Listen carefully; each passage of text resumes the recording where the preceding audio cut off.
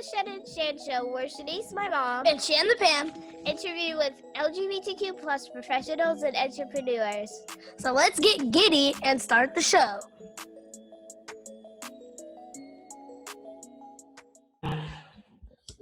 Hey, Shan. How's it going today? It's going. How's that run this morning? I'm sore. You ready for this? Or The interview. Very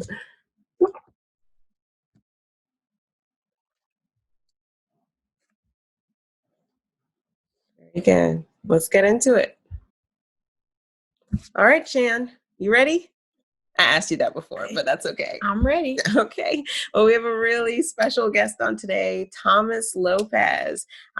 We know Thomas how, Shan? Through the LGBT Chamber of Commerce. Yes. And his fun podcast that he'll talk about later on. Yeah, definitely. So we have a local chamber here, the Greater Houston LGBT Chamber of Commerce, and Thomas and I are both board members, but also he has a few little businesses up his sleeve. So Thomas, please introduce yourself, give us your life story in short version. Tell us all about you.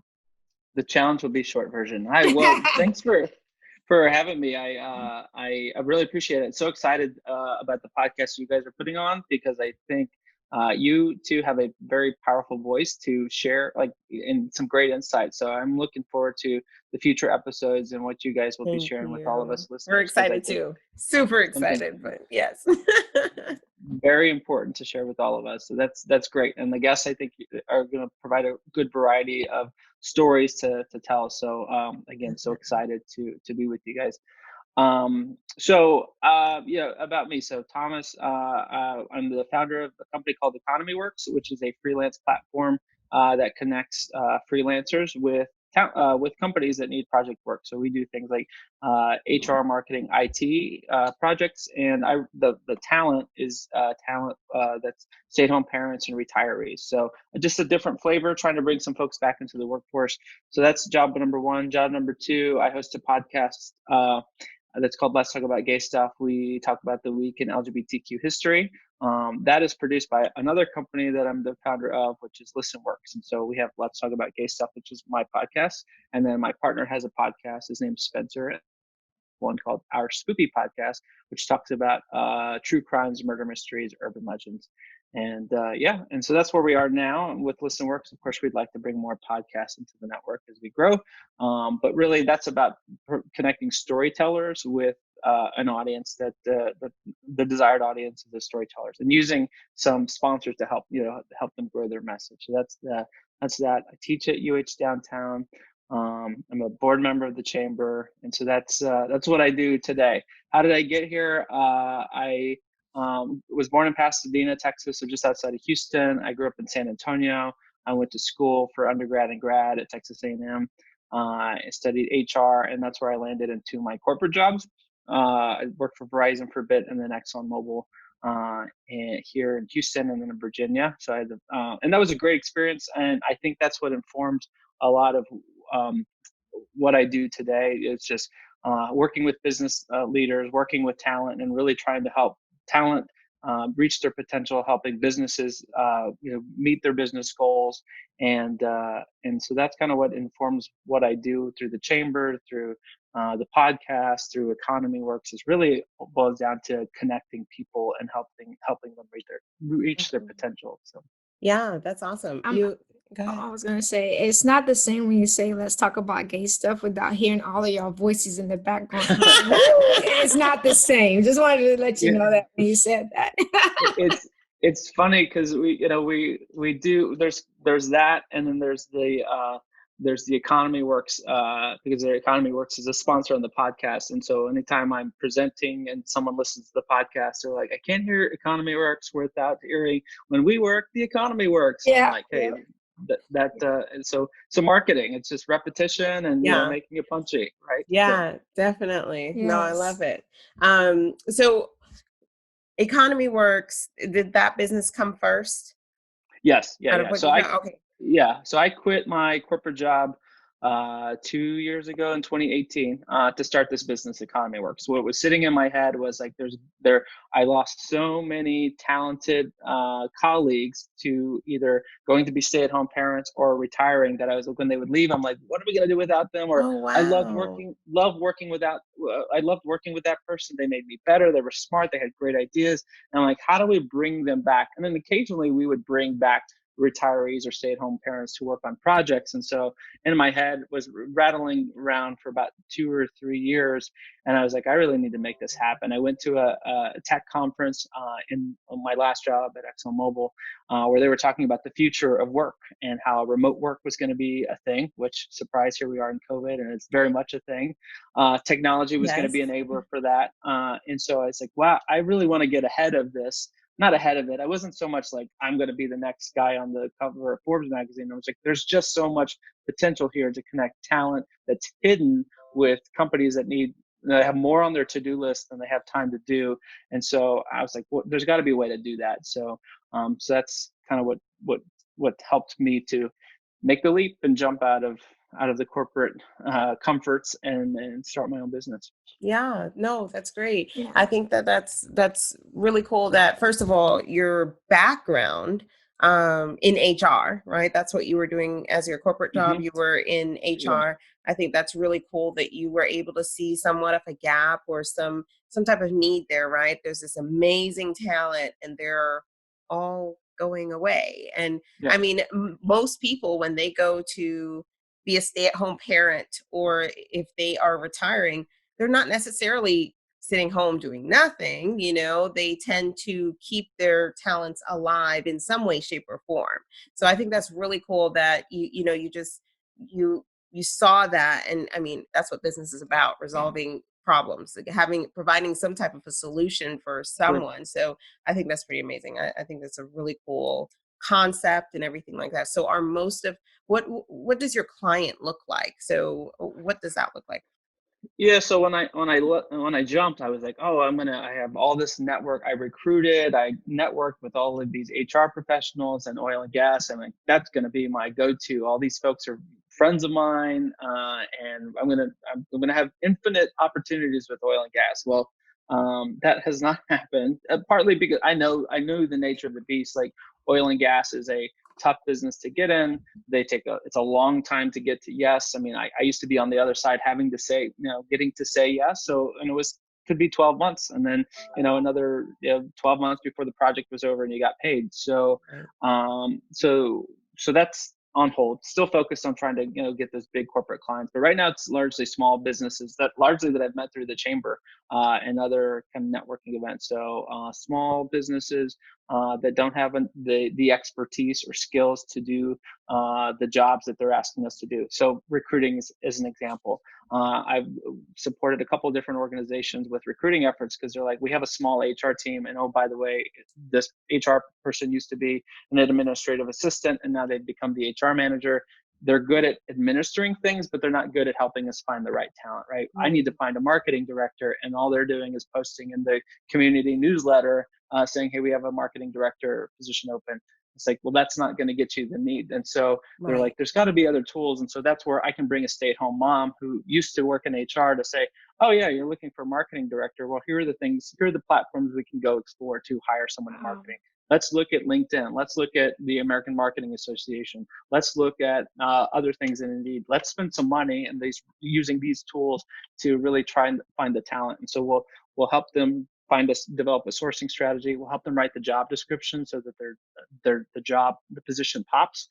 We'll also collect all the resumes and go seek out more resumes. So, because we know how to go do that, right? If I have a former HR professional who knows how to go screen resumes and knows what to look for, it's easier for them to go into the Indeed database or the LinkedIn database to go find talent. So we'll pull resumes, we'll screen the resumes, we'll phone screen the candidates to get a short list of like 3 to 5 candidates, and then hand those over to the hiring manager. So in doing that, we've taken off a lot of administrative tasks, but require some brain power off the HR team's desk, off the hiring manager's desk, and really resulting in them getting a quality hire. So, so that's kind of how we do HR type of projects. Well, that's really cool because, a lot of the times small businesses, you to have a small business, you typically have to be an expert in everything, which we're Right. typically not, right? So, there's a limited number of people who have everything on their plate. So, for you to be able to, get some expertise in a particular area and something as important as hiring and recruiting, like, we're talking about, you want to attract the right talent. It costs so much more money to hire someone and then they're not the right fit, and you didn't get the right selection pool, and then you Right. have to start it all over again. So that makes a lot of That sense. quality part, I mean, just listening to you explain that, just the quality to have somebody fresh looking at it, not overwhelmed by other different things they have to get done to make sure they're Right. screening that candidate. That's genius. Well, give, Yeah. give us a few more examples, like what other, because you're clearly you have a plethora of different types of clients, and how you provide services for businesses. So give us a couple other examples that comes to mind. So another thing we're doing, a couple of projects we're working on right now is social media marketing. So you've got a small business who is trying to do it all, right? Trying to deliver their product, do accounting, do legal work, do all that stuff. And they're like, I And don't have social the media is time. huge right now. I mean, Right. everyone, well, not everyone, but for the most part, a lot of our country is at home. So that's even more time for people to Right. spend online. So, yeah. Right. So it's like, how are you communicating? So in COVID land, like what happens? Like, how are you communicating with your customers that you're still open or you're not open or that you have to shut down because your staff has COVID, right? Like, how are you communicating with those folks other than, a sign on your door, right? Social media is a great channel to do that. So I'm able to bring a stay-at-home mom who has a marketing background to say, well, let me help you write with your posts. Let me help you write them. Let me help you have the right hashtags. Let's find the right images, because if you're me who doesn't have that expertise, I'm just going to find some shoddy image and post it online and don't have any hashtags, don't really have have a really bad caption that's really not going to get any attention from the audience, right? But we can all relate to that, right? And so unless you spend the time to flex or to grow that muscle, right? So that's why we bring in talent to help do that type of work. It's like, okay, you go focus on those other things. Just tell me the essence of what you want me to post, and I'll go find an image, write a caption, and use the hashtags, which are very powerful in social media. They'll go research the hashtags that are effective to, let's say you're a catering company, that are going to be effective with that post, right? And so, Right. so we're doing that. Another example, we've done uh, benchmarking studies. So a company came to us and said, we don't know if our department's running properly. We think we can do more. Can you come in and help us analyze our processes and give us some recommendations for how to Oh, improve? that's And so awesome. That's great. brought in a stay-at-home So mom like to your business efficiency, your systems, your tools, basically trying to figure out, okay, yeah, I yeah, mean, that's Yeah, great. we need to talk. We need to talk. With my yeah, social media, I mean, I know we're not here for this, but social media is something that I want to really build. My Instagram per se, not Twitter or Facebook, but Instagram. I really want to build. And I would love to see how I can get that done. yeah. Yeah. And Yeah. it's interesting too, because there's different. I mean, when I'm talking with the talent, I'm like, you got to tell me what type of work you're interested in, because Right. the example I use is with my mom, right? Both she and I have an HR background, and one of the cool things about Economiworks is my mom was laid off temporarily from her job. Was an HR manager. I got to work with her. I got to assign Wow. her a project, and I was kind of the lead on a project because I was filling in as the interim HR director for this client of mine. And so they're like, we need to hire a new HR director. Can you help us? So I was filling the role of hiring manager, but I was able to bring my mom on to do the recruiting, like to do Oh, all the wow. things that I That's talked about, amazing. post the Yeah. job, right? And never in my life would I thought I would work with my mom. So it was just it's a unique experience. But the punchline there is my mom will describe herself as an administrative type of HR person. She's like, I like to run payroll. Doesn't like to run it, but she's like, there's something that's finite about that. Same thing with Right. administrating benefits. Recruiting, those things. Whereas I like to sit with the business managers. I'm like, let's think about what you want to do in 1 year, 3 years, 5 years. Let's develop a strategy so that your workforce can get behind that. Let's develop a recruiting strategy so that we can hire those 10 people that you're trying to find. And so there's different roles the talent comes in and plays. We can be consultant and help you develop a strategy, or we can just be doers. And there's both. You need both to make a company run, right? And so that's where we can kind of come in. Sometimes folks are like, I have doers, I need strategy, or I have strategy. I need someone to go do, right? And so that's where we can kind of come in and fill the gaps for small businesses or large businesses. That's amazing. I mean, I know that, of course, with any role, with any business, there are things that you're going to be good at, number one, and number two, there are going to be things that you may be good at or you may be bad at it, but you don't enjoy doing it. So why not outsource that so you can spend your time, on your business? A lot of people say, hire out those other tasks that you don't enjoy doing so you can be working on your business, not always in your business, right? So I think that's awesome that you could fill so many of those gaps and help these business owners or corporations, I'm sure, get to that next level or fill where they need it. So that's amazing. So you have two sets, right? You first you have to find the talent, and you also have to find the client, right? To get that service. So what marketing methods are you using? How do you get the word out to your talent and to your potential clients that Economiworks is here? And also before that question, how large is your company? Is it just you? It's just you. Okay, that's awesome. Just me. Okay. Yeah, it's just me. I run a pretty lean model. So I am accounting, legal, marketing, finding the financing. But you have all the talent where if you needed any of those things, you can get them in, right? So Yeah, I'm my own. Yes, I need to be my own client as well, because there are plenty of things on my desk that I'm like, I just need to hand this off, because you kind of get in the weeds and you're to your point, you're not growing your business. And right. I mean, all these tasks need to be done. The things I mentioned, like for recruiting, need to be done, but they don't need to be done by a hiring manager who makes X amount of dollars when that task can be done for a lot cheaper, right? And more effectively, probably by someone else. So, your question was like, how do I market? What are you marketing? So you're right. I've got two groups I need to market to: the talent and the customers. I thought I was going to need to spend more time on the talent side, but what I had to remind myself is, like, I have an HR background. I know how to go find talent, and so the talent network has grown largely by word of mouth. And so, in the event that I had last year, someone asking for a grant writer, which was not in my network. So I had to go find someone. But having a recruiting background, like, I feel comfortable if there's a gap, I can go find that. So I spend most of my marketing efforts on clients, the ones that Economiworks to do any of the, for me to connect them with jobs. The ones that we do, the companies that we do the work for, are the ones that pay. So I spend most of my time I write a blog, a weekly blog at economiworks.com/blog. And that's used as a marketing tool, because that blog is about the intersection of the economy, workforce trends, and technology trends, and how those affect the work environment. So that's kind of one marketing tool.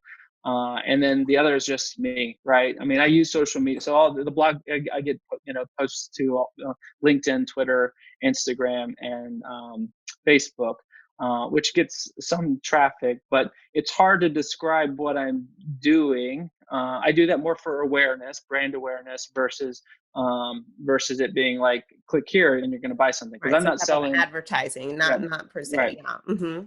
Right, because what I've learned is, like, spending dollars on that is not necessarily the best use of my marketing budget, because it's not going to get me a new customer. It may get me a new like on Facebook or Instagram, but it's not going to get me a new customer.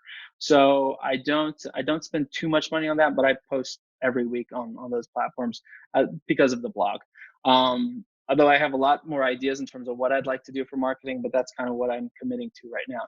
The other piece is just me doing, I'm part of the chamber, different networking groups to try to, be present and grow my business. I do speaking events to try to talk about not so much Economiworks, but HR and business type topics, and then to kind of lay on that, saying, if you have a gap here, well, Economiworks can come help, bridge that gap for you.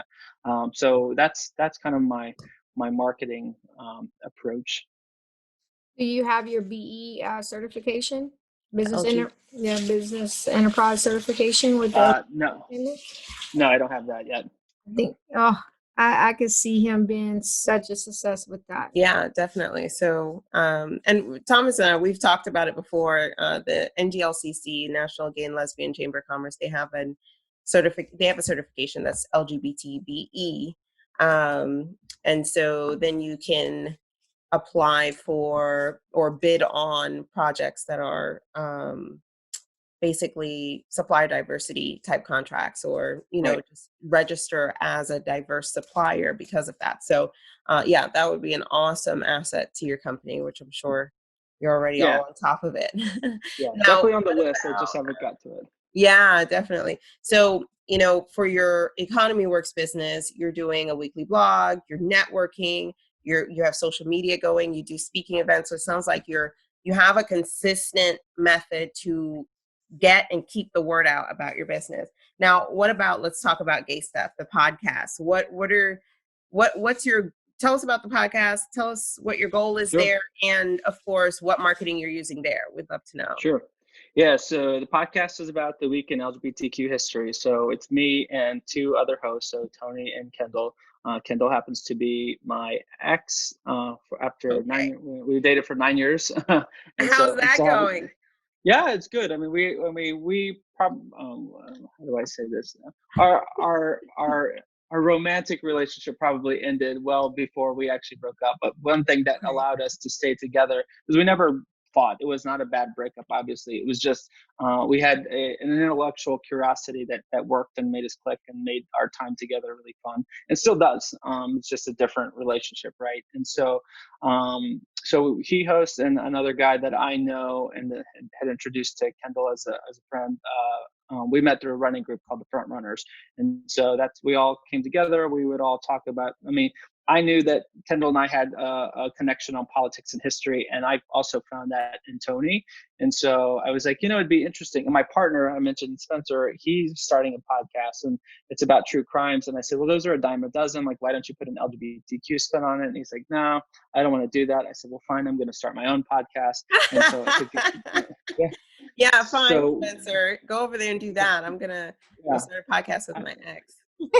Yeah, which he was fine with. We were all friends beforehand, so it wasn't like I was dropping a bomb on them. So No, we'd all that's hang awesome. out. I think that's great that you can, Spencer does his own thing, his own way, and you have a great relationship with two of your friends, right? We don't even have to really call them your ex. Two of your friends that y'all can get together and just completely nerd out on politics and history and have such good conversation and feel good about it. And I think, the concept is really cool. So someone like me, I'm really not, I would say I'm not the most well-versed with history and politics, for that matter, both of those.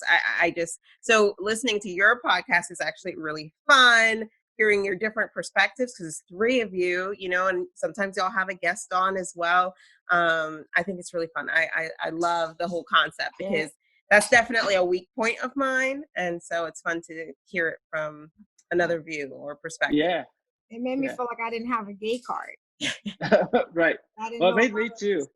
Yeah. Well, I say, it's funny because we do, Shenice, you'll know this very well. Like, we do these trivia games on the webinars that we'll have for the LGBTQ chamber. Yes. And a lot of times folks will, like, because I'm so busy, like, hey, listen to this podcast. People are like, well, do you know? And I don't know, like, all the answers, even though I've talked about them up on the podcast. I will maintain, and we have on our website, we are not historians. Yes. But just because you talked about it doesn't mean that you completely remember every single little fact. And so we've done now a year of episodes, so 52 episodes. Now we've just released, next week will be 55. We recorded it. Oh, wow. And Congrats. So 55 That's episodes. amazing. Yeah, thank you. So 3 topics each week that we talk about. And so you think about that, roughly 150 topics. We do, in terms of marketing on social media, we do a daily post of this day in LGBTQ history.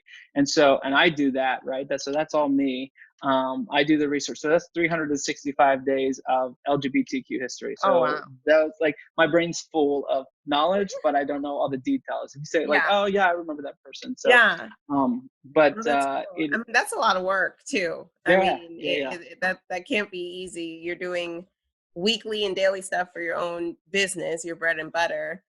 You're doing, let's talk about gay stuff, the podcast, actually recording the podcast, getting with your friends, doing the research, posting on social media, getting all that together. It's a lot. And then on top of it, you said you're a professor. Yeah. I teach one day a week. Well, in the fall, it would be 2 days a week. It's a principles. Oh and yeah, just management layer course. on some more work. Why don't you? Yeah. Let's just Well, add another. now you sound like my partner, right? He's always like, do you need another project? And like they all, to me, like joining the chamber and becoming a board member, they're all interconnected in terms of how they'll help me, help my business, and help my clients and the talent, right? Because whether it's the podcast or whether it's Economiworks or even the students, like there's two sides to the equation. And I mean, I don't consider it just a win-win, but it's a win-win-win. I'm helping clients, I'm helping the talent side, and I'm helping my business, right? And so if I can create that win-win and enjoy what I'm doing, to me, that's living, right? I mean, that's a good place to be, and it doesn't feel like work. I mean, it's all stuff that I enjoy doing. Right. Awesome. No, that is awesome. Okay. Well, cool. Do you see yourself doing any of those things until the day you retire? Economiworks, the podcast, all of that. What do you see for yourself? Well, before you answer that, do you have an age that you want to retire? Like, and that doesn't mean like actually quitting work, but just the freedom to, if you want to travel for 2 months and not worry about work, do that. Work is optional. Yeah, work is optional. My dad likes to say I'm already retired because the things that I wanted to do when I retired was teach and run a small business. And yeah.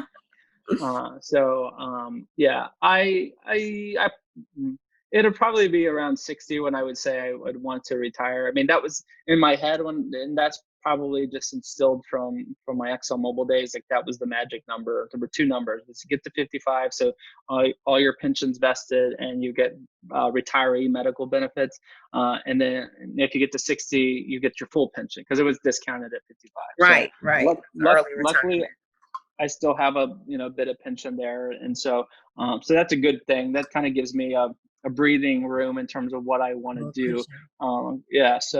But 60 is probably when I would pull down the lever a little bit in terms of relaxing. But I look at a bunch of 60-year-olds. I just remember, I remember watching now I'm really pulling out my gay card. I remember watching an episode of Oprah. Yeah. And Diane Sawyer was on there and she was like 62 and she's like, I'm just figuring it out. And she's like, I'm having so much fun. And I think about also the 2016 election. You could either like or not like or hate both of those candidates, but you figure out like Donald Trump ran for president at 70 with no political background, but he's like, I want the biggest job in the world, right? You can judge how he's doing, but that was like, oh, okay. Right. And you look at Hillary Clinton, who's like, I've worked so hard my entire life, and at 69, I want to try to be the first woman to be president at 69, right, or 68, or however old she was, and most people are retiring. I'm talking about retiring at 60, and you have these two people like, or Joe Biden or Bernie Sanders. They're going full speed ahead. I want the biggest job in the world, right? So it's it's one of those things that I'm like, yeah, I would to retire, but I'm like, there's so much to do, and especially if you're enjoying doing what you're doing. Like, will I do the podcast forever? I mean, I'll do it as long as it makes sense to do. Right. But at some point it gets stale, so it'll have to evolve. I mean, like all of us, we continue to evolve. I mean, I don't think it matters if you want the biggest job on earth to be your retirement, then that's your retirement. I think that retirement should be something that is to each their own. It's not something that says you do nothing. To some people, retiring is sitting in front of a TV all day. To some people, retirement is traveling. To some people, it's work part-time. To some people, it's do missionary work. I mean, there's just so much. To some people, it's, I'm never going to sit back and relax. I'm going to always work full-time. So, to each their own. So I think that's really cool. Yeah, just figure it out as you go, or, prepare. But like you said, you prepare some cushion. You have other things in place, and then you can just keep stepping forward. So. Yeah, I would say too, it's like it would be hard pressed for me to retire. I mean, I just look at kind of where I was, when I applied for the teaching job at UHD. It was just Economiworks wasn't moving fast enough, and I'm like, I needed something that was like an immediately, like gratification. It was just like I needed something to tap that part of my brain, and so Yeah. it was less financially motivated because I mean, truth be told, if I'm teaching or preparing for that class, I'm not working on the business, right? But I'm like, I need something else. Plus, when you're starting out in a business, you get a lot of no's, and it's just like there was a Yes. point where I was just like, It takes a oh while my gosh, to build. I need something else to do, right? Besides just get no all the time, because there's some fulfillment there. At least I can have that with teaching. Plus, I work by myself, so teaching provided me an opportunity to connect with different people in a collaborative way. And so, so it's I say all those things because those are things that motivate me: collaborating with others, kind of connecting people. And so, if I'm doing that after 60, that I mean, if I'm still doing that and enjoying it, then it's I don't know when I retire. But probably, like I said, I look at 60 as like okay, it'll be a milestone that I'll have to assess what I want to do for the final chapter, I guess. So Yeah, definitely. Okay. Awesome. All right. So I call this section the juicy part, right? all right. I don't think you've called it that before, Well, but I was you gonna thinking call about it it, now. yeah. And it's the coming out story. So, Oh yeah, sure. you know, we talk about that a little bit. Yeah, so my coming out story is a bit different. We did an episode on this on our Let's Talk About Gay Stuff podcast, just because we wanted to. It was for coming out day back in October, and we all told our coming out stories. And mine, I'd say different, but probably that unique, not that unique for everybody. I didn't come out as a young kid. I came out as at the age of 28, I guess, to my family and friends. I had always, I guess, kind of, I dated women in high school and in college, but um, had relationships with the side relationships, undercover relationships, I don't know, with men. And so I met one guy, my ex Kendall. I went and I was like, we really connected, and I was like, well, let's see what this is about. Let's explore this. Let's go on a date. So I went on my first gay date at 26, and really had a good connection. We had a fun time, and then yeah, we started to hang out a bit more, and I got to the point where I was like, I can't hide this anymore, just because I don't want someone to see us out and be like, what's going on? So I was like, I needed to. Plus, it was just it's a burden, right? Trying to be like, who's here, or what story would I tell if I did see them? So I was like, I'm not doing that. I felt comfortable enough. I was in a very fortunate position that my parents had instilled enough confidence in me that like you can do whatever you want, right? So they weren't. I say that.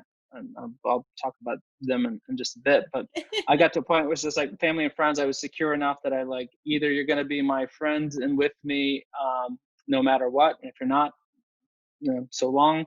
And my parents, I'm like, I know they love me, so even if it takes them a while to digest this, they will. They'll come around. And so I had enough So faith you in had those that things. faith in your family before you came out. Yeah, even though my dad was very Latino and very Catholic, it was just like he's gonna have to deal with it. And my Right. dad's hard headed. He raised me that way, my sister that way, and so it's just like he's gonna. I mean, it was two hard heads. I'm like, I'm not changing who I am or my relationship because he wants me to act a certain way. So or be someone that I'm not. So so I finally told my friends first, and I didn't tell anyone in secret. What I did was a very So did you just have it to yourself for 28 years? yeah. Wow.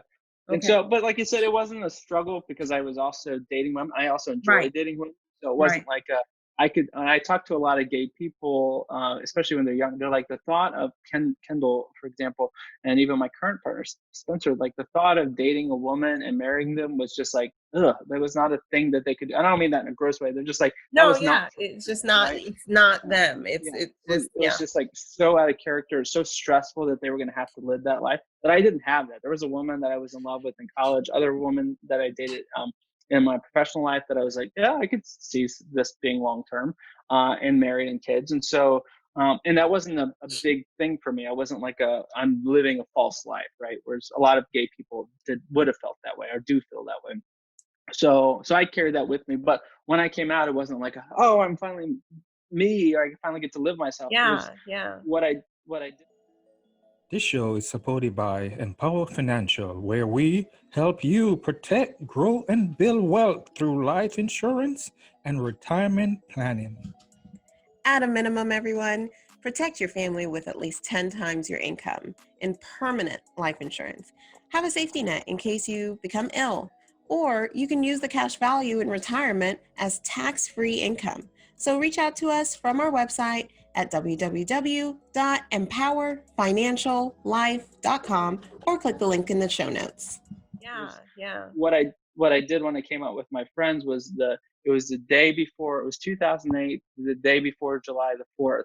I invited some friends. We were out all the time because we were 26, 27, 28. We had made too much money because we were in oil and gas, and we just lived carefree. No kids, no one was married. So it was out Friday, Saturday, Sunday, shots all the time. And so we're out one night and I was like, Kendall, you need to come out this night. So we're having a few in, and I decided to be like, so Kendall, we're texting. I'm like, are you outside? He's like, yeah, I'm coming in. I was like, all right, round of shots on me. And I said, cheers, everybody. I wanted you to let you know that I may or may not be dating someone, and it may or may not be a guy. And I said, this may or may not be him. And they said, cheers. And everyone's face dropped. And I was like, shots, everybody, have a drink. And that was it. So I repeated that exercise for the next 3 weeks with different sets of friends. Just when I knew people would come out. And then I did the same thing with my sister, which was the first family member I told. I'd already told all my friends, and my sister came from San Antonio to Houston to visit one time. And I was like, hey, I got to tell you something, because my now brother-in-law, the guy she was dating at the time, he was out in Houston a lot. So I was like, if he sees me out, like, he's going to say, hey, what's going on with your brother? And I was like, I needed to tell her. Funny thing is, she was like, oh, I thought you were going to tell me. When I told her, I was like, I may or may not be dating someone, may or may not be a guy, and this may or may not be him. I said, cheers. And she's like, oh my gosh, that's so cool. She's like, I thought you were going to tell me that my boyfriend was cheating on me. And she's like, that's awesome. Bottoms up. My God, that's hilarious. Was anybody like we God. knew, or it was everybody just like we had no idea? Everyone tells me they didn't know, and so I like I said, I was watching football, going to the bars, drinking beer, so I wasn't living after women, so it wasn't like anything for them. I mean, the way to get too vulgar, explicit, the way I saw it was like, I wanted to date a woman and get in a relationship with women, but it was harder to court a woman versus a guy. It was like easy. We're like, hey, you want to hang out? And we would hang out, and that was the end of it. So it was just kind of a very easy transaction, to use a coarse word. But it was easier to connect. So yeah, and then later told my parents. I told my sister, like, don't say anything. My dad comes into town like 2 weeks later, and he's coming in to visit, just drops in as my dad does. And he's like, let's hang out. And I was like, well, I have plans. I actually had other plans, but he was like, what's going on? Like, why are you always, and I'm like, he's like, are you gay? And he thought he was joking. And I was like, well, actually I am. And his face dropped. He really struggled with it. Like he went into, I told my sister not to tell my parents so I could tell them. Right. But he kind of went into this depressive state. And my parents are divorced, but they're still very close. And so my mom was like, what's wrong with your dad? She was telling my sister. And so my sister was like, because my mom was really worried, like, what's going on? Like, why is she dying? Is someone not dying? Like, what's going on? Someone so my sick, sister was yes. like, yeah. So my sister dropped the knowledge. And so my mom was sad, but I mean, I didn't know my sister had told my mom. So my mom was still cool with me and didn't say anything. And so when I finally told her, she was like teared up, but just because she had to go through what we say the mourning process of like, this is what I thought my son was going to be, or my child. And, I got to reconcile the new reality. And it wasn't like, I want you to be that. It was just like, that person that I thought I knew is someone different now. And, but she's super cool with my ex Kendall, now with Spencer. And my dad, he's still very much a machismo guy, Latino, old school, but he's come around. I mean, the difference between my last relationship with Kendall and the one with Spencer is my dad would not, he would acknowledge Kendall and he would say hi, but really never much than that. Now he'll talk to Spencer, he'll shake his hand. And so I'm like, oh, that's good. Yeah. So Spencer, you got to realize the progress. It's not perfect. Because Spencer's parents are super embracing and loving and everything. They're Canadian too, which makes them even more polite. But my dad is, I'm like, this is progress, Spence. So yeah, that's my coming out story. No, that's awesome. That's awesome. So talk to us about Spencer. How do you meet? What's your relationship with like with him? met. So I joined the running group I mentioned earlier where I met Tony, the front runners, and I needed friends. After Kendall and I broke up, I'm like, I have no gay friends like this, just because it was he and I would hang out. I'm like, all my friends were straight, but they lived in the burbs, they had kids. So aside from them being straight, and like it's just they had kids, they were at a different point of life than I was, and so they lived way out. So it was hard to connect with them. So I was like, I need people who have kind of similar experiences that I do, and so I joined the front runners, and that's where Spence and I met. He was also coming out of a relationship, and he was looking for friends to make connections, and we didn't intend it. I mean, Spencer's 12 years younger than I am, so it wasn't like I wasn't thinking, one, I wanted to date anyone as soon as I broke up with Kendall, and two, I wasn't thinking that I wanted to date someone that much younger than I. But much like in the first relationship, it's all about, to me, it's about connection. Like, did we have a good connection? And we did. And he's super sweet and very, very, very handsome. And yeah, it was, yeah, we had great relationship. We've been together for almost 3 years now. So, Oh, that's amazing. How many years apart? how many? 12. Oh, 12. Okay. Yeah. Oh, that's Well, half. almost. We're half. I'm 6. Yeah. Older. Yeah. We'll round up 7. Yeah. Well, we're 11, so we round up to 12. He says 11, I say 12. So it's 12. Yeah. Okay, well, that's cool. I think you gave us a pretty good breakdown of personal and, personal life. But what about business? So would you say that you're out in your Economiworks business? Obviously, you're out on your podcast, I would assume, right? It's an LGBTQ podcast. But are you out in Economiworks, and are you out as a professor? I mean, I'm part of the chamber officially under the Economiworks brand. So I'd say I'm out in that respect. I don't have the chamber logo on my website yet. There was an interaction where the client actually I met through the LGBTQ chamber, and he mentioned, we were on a kickoff call for the project, and he mentioned, oh, I met Thomas through the LGBTQ chamber. And I hadn't told the talent folks yet, just because it's not a topic that comes up, right? So because some I know, some of the talent I don't know at all. They just signed up and I've interviewed them, and yeah. So it was just kind of a moment like, I guess I'm not out in that sense. So I'd say I'm out, but I'm not out, right? I'm not. Well, you're not hiding per se, but you're not necessarily advertising either. Right.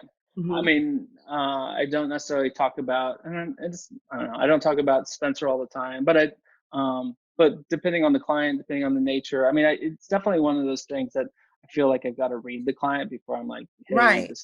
Which is, as much as I'm advocating for being out and being visible, it's something I'm actively reconciling, because on the podcast, I'm like, we got to be out, we got to be visible. And here I am slow stepping it on the Economiworks piece. And I mean, go ahead. No, I was going to say, it's a little bit different now.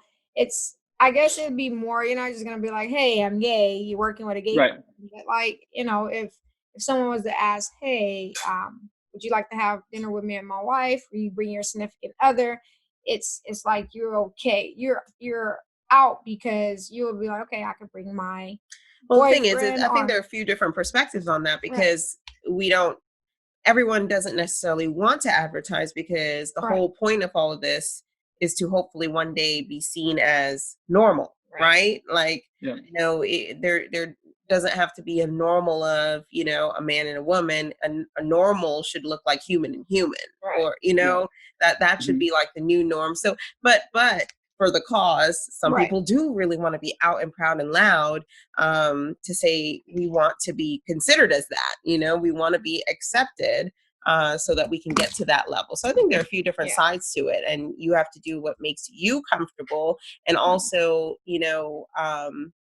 all the other parties involved. So you're in different settings all the time. You have students, you have faculty members that you work with.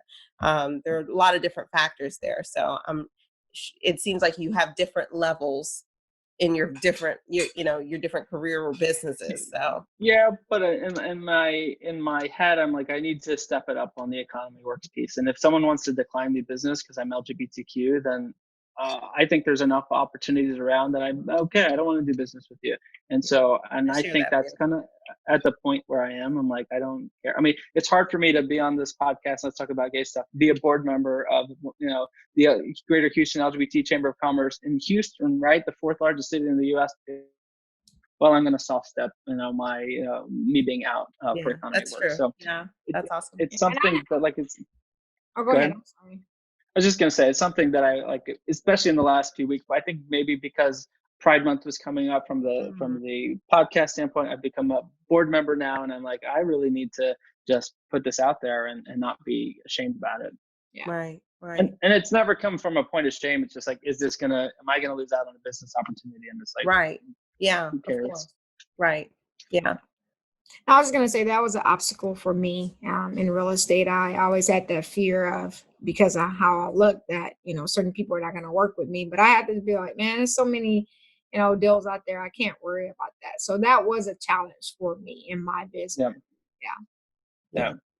And then with teaching, I mean, I think that I've tried to, I mean, I wear my rainbow watch. I have Let's Talk About Gay Stuff, that I wear often. So I'm not hiding it. I'm not necessarily talking about it. I try, because in the classroom, I'm trying to create an environment where we're all critically thinking. And so when I come to them to say, hey, why don't you think about it from this perspective? I don't want the folks thinking I'm just a raging liberal to, it's all, what, I mean, I want people to think, because even the raging liberals, they don't always have it right. And so it's just like, we need to think about things in a very critical way. And so that's why I balance it. But like I said, I visibly I'm wearing the sign. So I mean, and they're all students, so I'm assuming they're all hip to the what a rainbow wristwatch is. So Right. Yeah. I'm sure they are. Our students And I'm like, sure they're gossiping or possibly. Yeah. Do you think? yeah, Well, maybe right. he's an ally.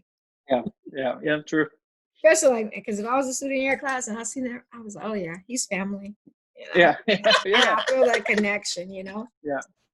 And I guess, I mean, to that point, I mean, it's one of those things that I do, because again, I'm not hiding it, but I don't want to put it out there, because it's a wide spectrum of folks. But I think it was important for me to start wearing this rainbow wristwatch and the bracelet, just so people can know who are either whether you consider me, well, I am obviously an ally because I'm part of the community, but or just a gay man. Like students need to see that, right? Oh, I can be that professor one day. I mean, that's what we're all doing. That's what I think is great about what you guys are doing, in terms of like, oh, I can be a Black businesswoman who's LGBT community and be successful, right? And so we need to be putting that example out for not just Definitely. ourselves, but our peers and the people that are coming behind us, because that's really, I think, what helps make the change and really shake things up. I mean, to the extent that we use our voices and we help bring other people along, that's, to me, the win. That's what we can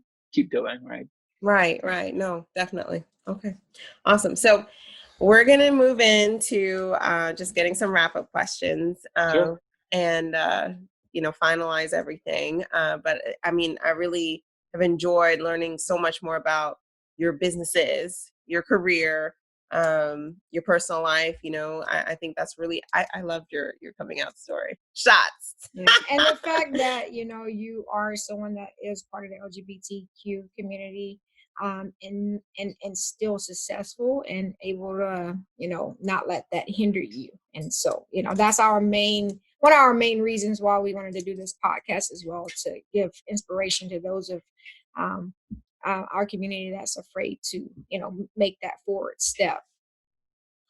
Well, one of the things I would say is just kind of a defining moment for me. I mentioned some ones earlier, but I think about in terms of being LGBTQ.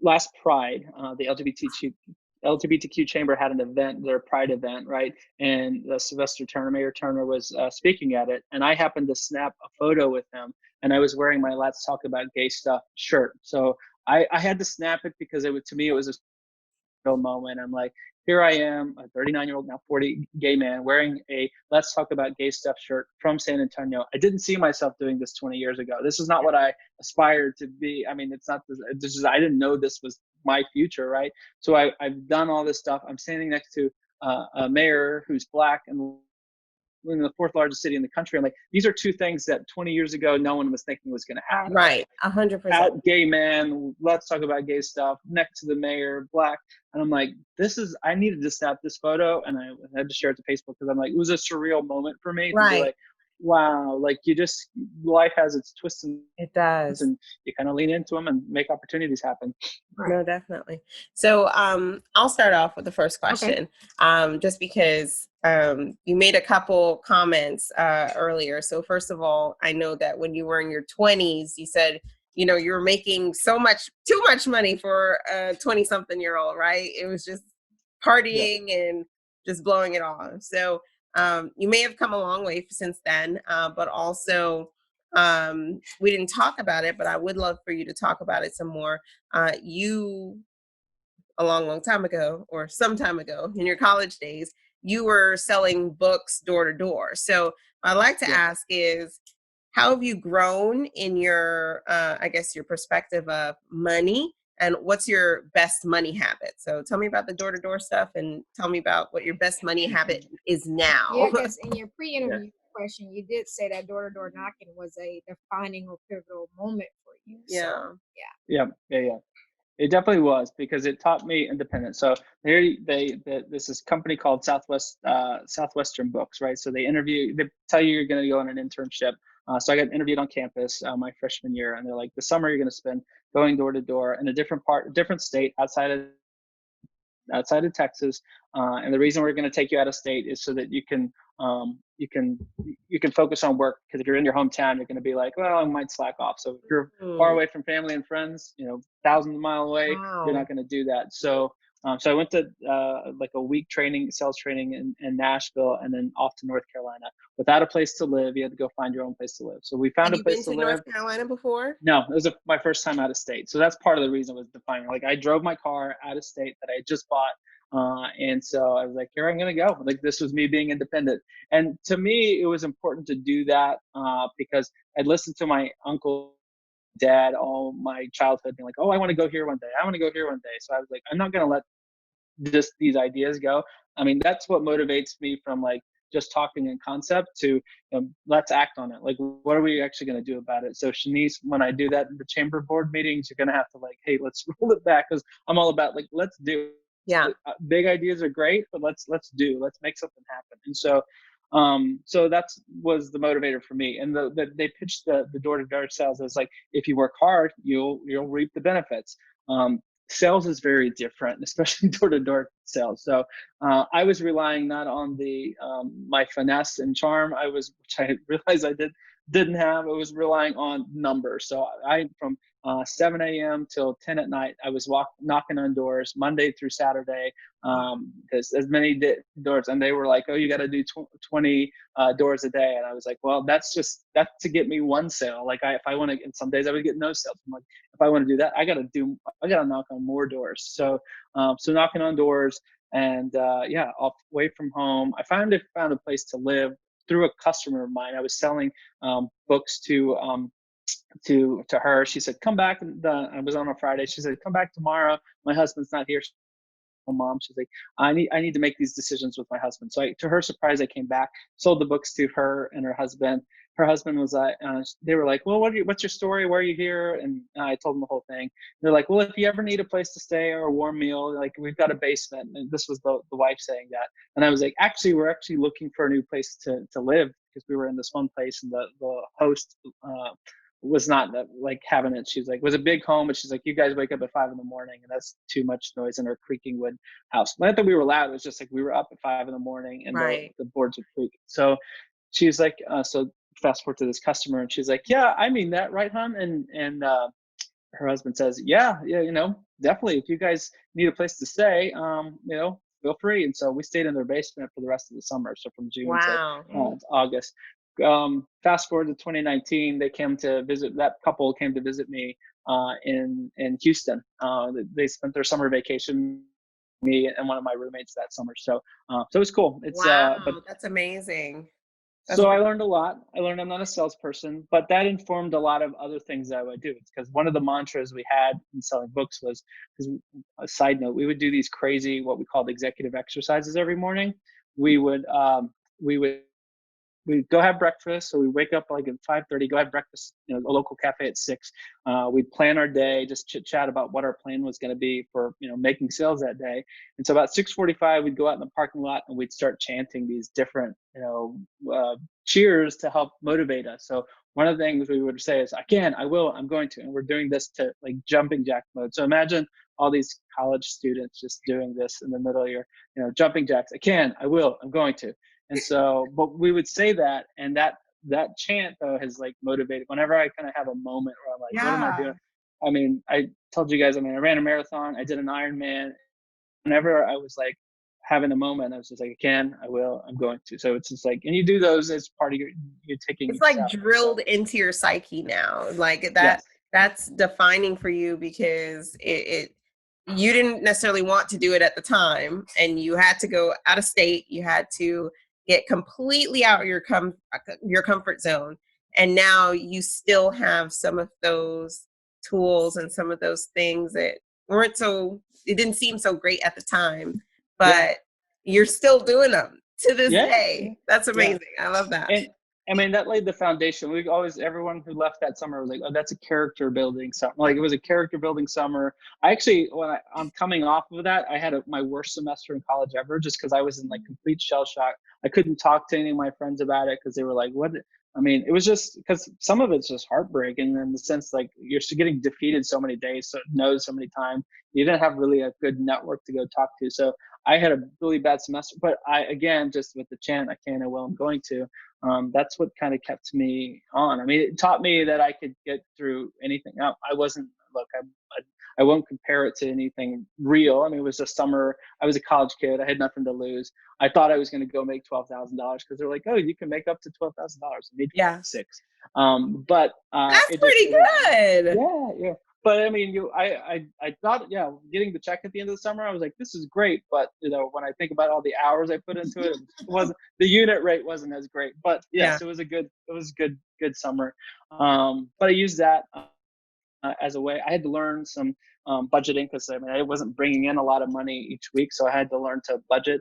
And I will say from a money hack standpoint, saving. One of my bosses at ExxonMobil early days, he was like, you need to put in at least as much as you can into your 401k, which is what I did. And so that's all that's how I save.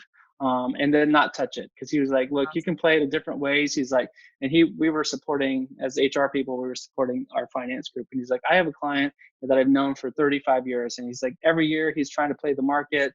He's dumping money in and out. He's like, I've kept it, these couple, ExxonMobil stock and these balanced funds. And he's like, we're making the same amount of money. So right, and without the stress, right? You don't have to. We are more focused on the safer side of things with our clients. We help them in the longevity with our clients. We help them with their retirement, put it into basically indexed funds where, for example, a fixed index annuity would allow someone to put their monies in, and then you participate in the gains when the market goes up. And if the market goes down, your money stays the same. So there are guarantees attached to it. So to me, or to us, our philosophy, especially when you're dealing with your lifetime savings, your nest egg, what you worked your whole entire life for, we believe there should be guarantees attached to that. Whereas if it's just directly in the market, that doesn't exist. Your guarantee is zero. It could go down to zero. So anyways, that's what we do a lot of, because who wants that anxiety and stress? I always say, anxiety-free retirement. Let's put that in motion. Then you don't have to worry, right? So I think that's awesome that he was able to kind of instill that on you, and you just don't touch it. Just put it away. Don't touch it. It's not even there, but it will be there for you when life decides, or you decide that, okay, it's time for me to do something different. Time for me to get access to some of that, and that's awesome. And so that's what you say is your best money habit, is putting away to your retirement. Yeah, save now, because the whole thing of compounding interest, and that's what I would share with all the new hires that I would come work for me. I'm like, you got to save now, and because ExxonMobil had a crazy deal, like you contribute 6%, they would match 7%. So wow, automatically, 13% of your right salary. Wow, That's just that's crazy. again on people that were getting paid way too much money anyway. So yeah, it was a very good benefit, and that's, I mean, to the extent you can. I know not everyone can, right? You're paying student loans, you're paying rent, you're paying all these sorts of things. So it's hard to be like, well, yeah, it's easy to save, but I think that's a big thing. And just knowing what your budget is. I mean, truth be told, today I'm not very good at it, but when I had to be very laser focused on it because there was only so much money coming in. I mean, I still have roughly an idea, but I don't manage it as well as I did when I was, 19, selling books door to door, being like, I may not be able to pay rent this month. So, Right. so yeah, it's definitely, and don't get involved in credit cards because those are bad. And I always like to say it's not really complex. We make it complex. It's very simple. And no matter how much money you make, it's all about investing and saving first and then spending. But I always psyche spend first and then try to save. And Yeah, and that's not the way we should do things. Yeah. Okay. Yeah. A few minutes left, but let's get through the rest of these. Alrighty. What does self-care mean to you? Yeah, I think it's being aware that we all need self-care. That's like step number one, because I think folks are like, I don't, and I have to remind myself, it's like, you got to take mental breaks. I mean, running, so that's kind of my self-care. Yeah, it's a time for me to kind of break away. I'm on my own. Either I'll put in a good podcast. My favorite one is How I Built This, from a business standpoint, or the New York Times The Daily. So it's that, but sometimes I want to break from all the news and the noise, and I'll just listen to some music. But I will run, at least 3 miles. So that's 30, 40 minutes that I'm, out there by myself, that I use to kind of just break free from everything. Sometimes I'm thinking about business and jostling ideas in my head, but sometimes it's just thinking about nothing, getting away from the screen for a bit. That's awesome. I'm not much of a runner. I feel like I don't have the endurance for it. I just can't. We tried this. We tried this morning. Well, you can't even call it a run. It was like a walk, then a jog, then a walk. Our uncle. If I only knew she wouldn't get mad at me, I would definitely record her. Okay, what advice would you give to someone in the LGBTQ plus community that wants to advance in their career or their business? I'd say you got to know who you are, and I'd say that whether you're in the community or not, you got to know who you are, and I mean that your core principles. What are like your non-negotiables? Because that's important. I mean, that's kind of what guides me. Just knowing what I'm willing to say yes to or no to. And to some extent, my principled approach can be frustrating to people because I'm like, when we have things like, we'll say bluntly, like Black Lives Matter, I'm like, okay, well, what does that mean?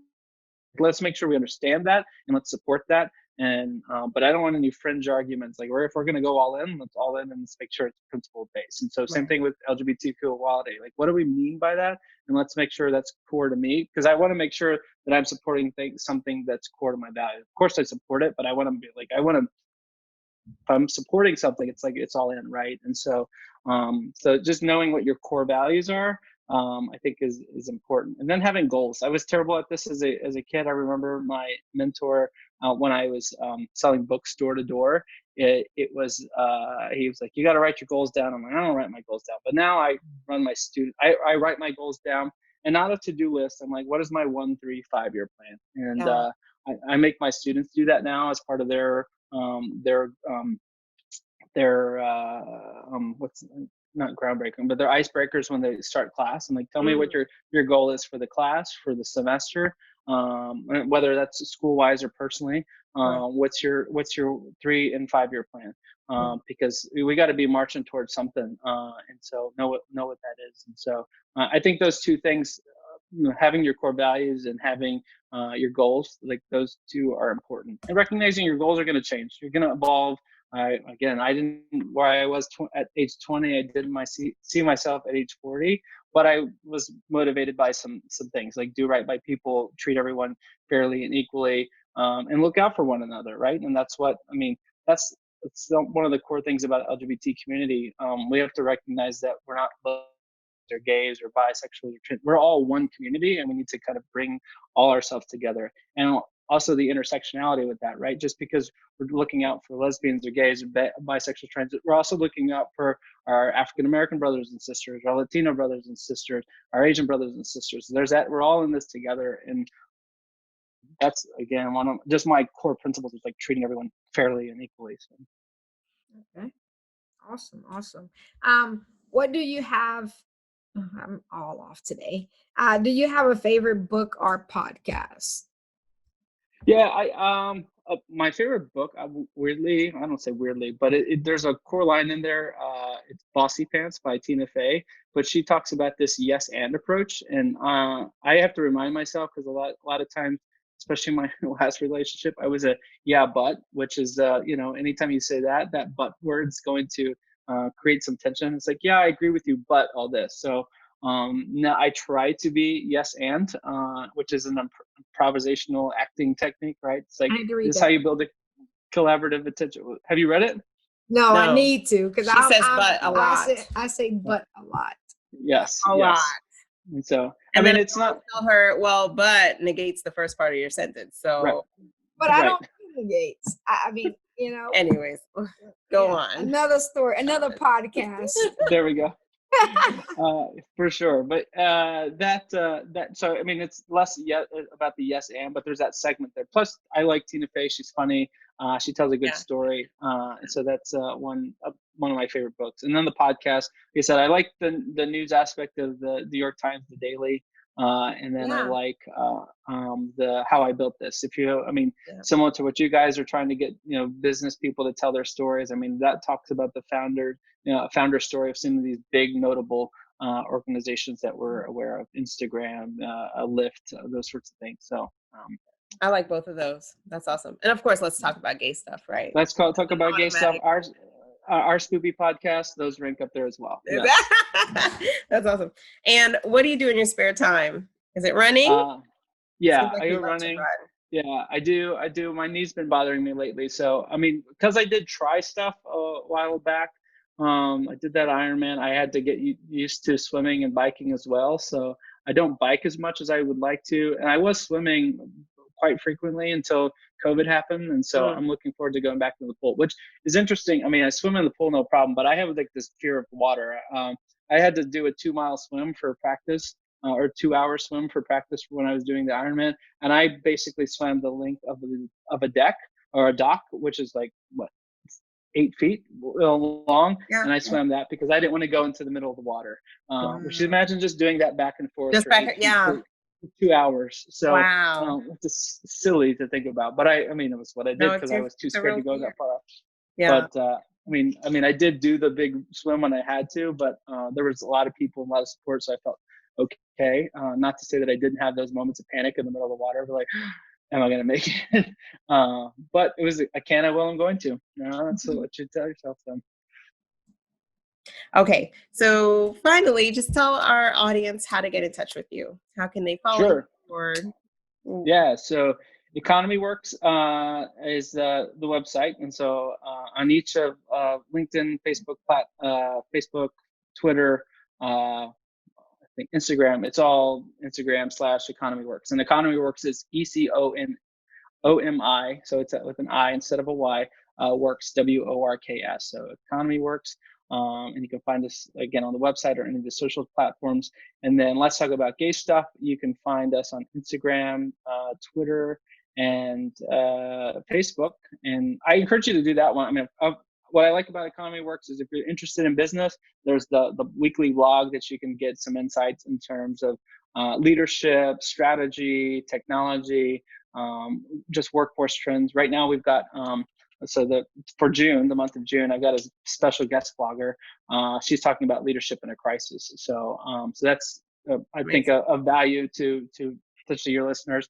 And I know you have an LGBTQ slant to your podcast, and so Let's Talk About Gay Stuff has the daily daily this day in LGBTQ history post. So I think that's if you're just wanting some small nuggets of information, things you can share at a cocktail party, being like, hey, or a Zoom party since we're still doing that, being like, you can drop some LGBTQ history knowledge on all your friends. So Awesome.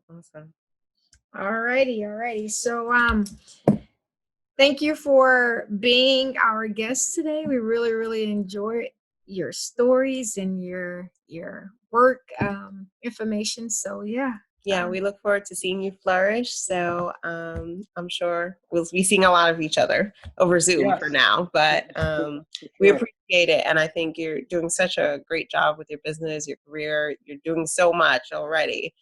Just keep at it. I mean, it's awesome. So, Well, I'm thank definitely you gonna guys. give you a call because Yeah, for sure. social For media. sure. Well, I appreciate it. Thanks for the opportunity. I'm so proud of what you guys are doing. Again, I think it's a voice that needs to be shared, and I love the chemistry that you guys have. And it's going to be. I'm looking forward to seeing this in the magazines one day. I'm like, oh yeah, I was thanks. a guest on that podcast. All right, Thomas. Thanks. Or we'll be looking for you on Forbes magazines. with Yeah, that there we go. business idea. Yeah. There we go. We'll be holding our hands together in victory. So. Yeah. Oh yeah. All right. Thanks, Thomas. Thanks for watching. Like, subscribe, and share the video to your friends. In the comment section down below, write how good the video was. And if you're listening to the podcast, make sure to hit a 5-star review. Bye!